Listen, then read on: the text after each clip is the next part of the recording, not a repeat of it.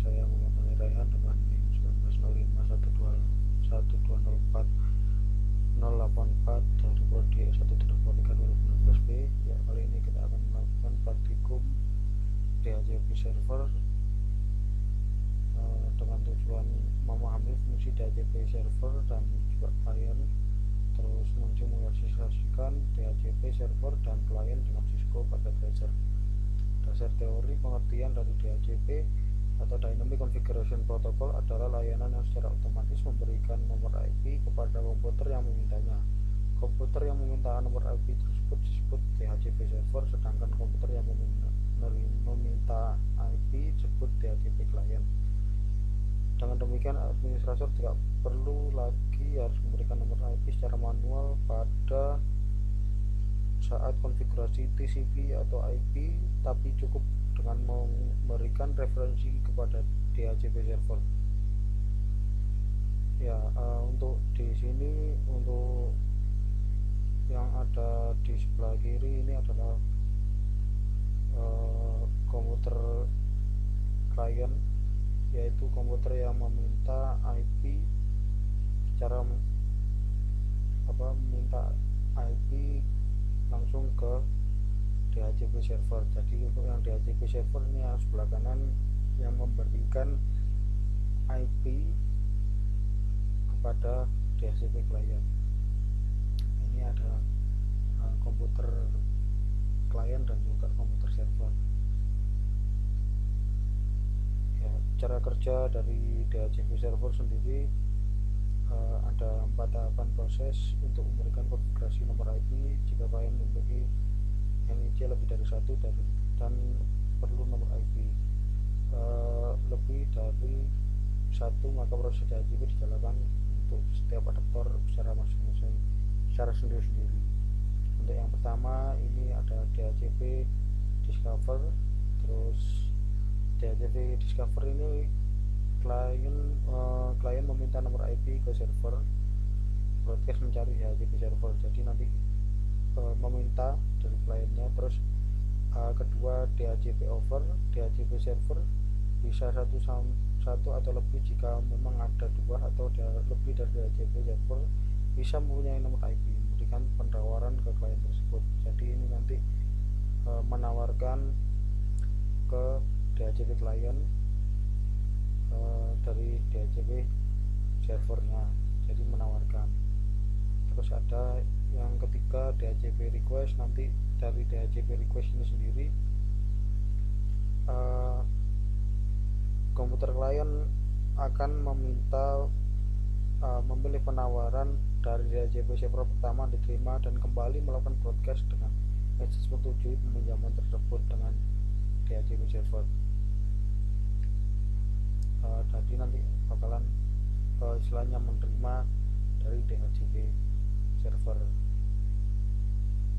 Terus langsung DHCP keempat, DHCP acknowledgement. DHCP server yang menang memberikan jawaban atas pesan tersebut berupa konfirmasi IP dan informasi lain kepada klien dengan sebuah acknowledgement. Kemudian klien tersebut inisialisasi dengan mengikat binding nomor. Jadi ini nanti langsung dikirimkan IP-nya oleh DHCP server ke DHCP klien.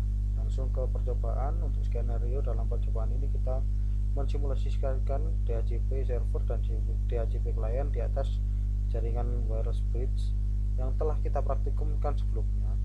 Yang bertindak sebagai DHCP server adalah PC server, dan yang bertindak sebagai DHCP klien ini nanti bakalan laptop dan juga smartphone. Jadi seperti praktikum kita yang sebelumnya, yaitu WiFi wireless. Langsung kita lakukan percobaan. Buatlah skema dari gambar di atas. Jadi kita buat skema terlebih dahulu sesuai gambar yang ada di atas.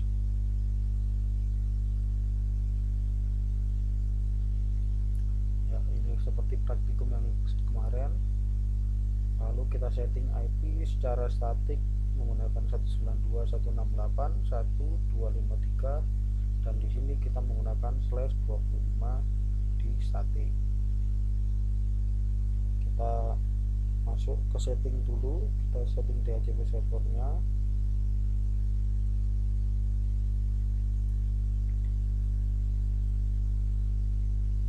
Kita setting 192.168.1.253, terus subnet masnya juga 255.255.255.128 dengan default gateway 192.168.1.254 dan DNS server 33.33.33.1. Kita setting secara statik di DHCP servernya ini.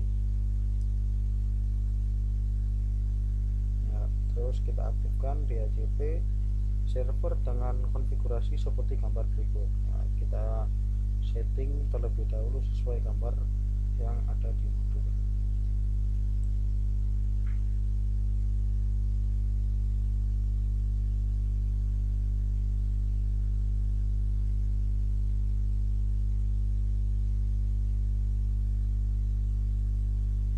Ya, kita setting on terlebih dahulu untuk interface-nya, terus full name-nya server pool dengan default gateway 192.168.1.254 dan servernya 33.33.33.1 dengan start IP 192.168.1.128 dengan subnetnya seperti itu. Jadi kita save, kita ganti dulu start IP-nya menjadi 151, subnet masnya 255.255.255.128.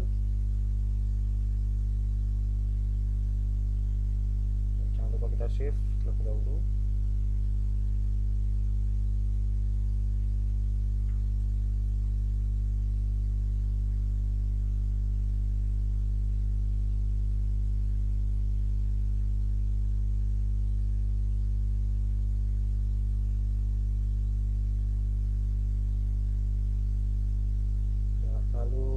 Kita aktifkan laptop dengan menggunakan DHCP client dan pastikan sudah mendapatkan IP dari DHCP server.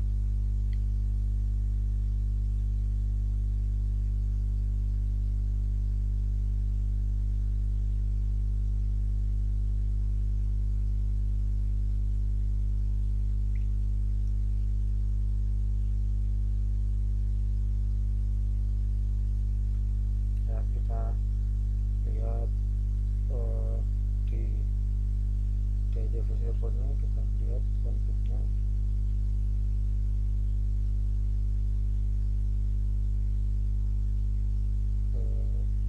Ya, ini ada di desktop.